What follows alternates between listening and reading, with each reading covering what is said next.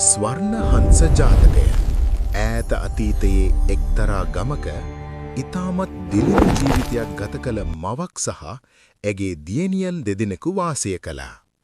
ඔවුන්ගේ කුසගින්න නිවන්නට කිසිවෙකු සිටියේ නැහැ. නමුත් දිනක් ඇදහිය නොහැකි ආශ්චර්යයක් සිදු වුණා. මියගිය ඔවුන්ගේ පියා රන්වන් පැහැයෙන් බබලන හංසයෙකු ලෙසින් නැවත ඉපදී ඔවුන් සොයා පැමිණියා.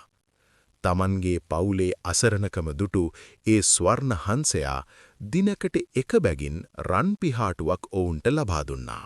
එම රන් පිහාටු විකුණා ඔවුන් ඉතා ඉක්මනින් ධනවත් වුණා.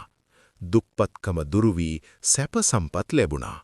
නමුත් සැප සම්පත් වැඩිවත්ම ඒ මවගේ සිත තුළ කළු සෙවණැල්ලක් වගේ ලෝභකම රජ කරන්න පටන් ගත්තා.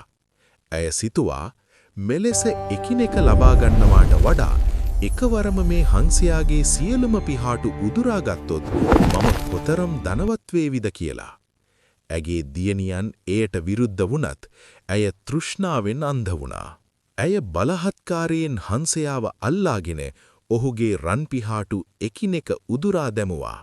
නමුත් සිදුවේ කුමක්ද? ඇගේ ලෝභකම නිසා ඒ රන් පිහාටු සියල්ලම ෂණයකින් සාමාන්‍ය තාරාවෙකුගේ පිහාටු මෙන් වැදගැම්මකට නැති සුදු පැහැති පිහාටු බවට පත් වුණා. අවසානයේ ඒ ස්වර්ණ හංසයා සදහටම ඔවුන්ව අතහැර පියාඹා ගියා.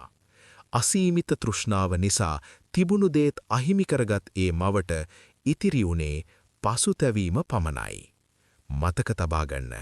අසීමිත ලෝභකම විනාශයට මඟ පාදයි.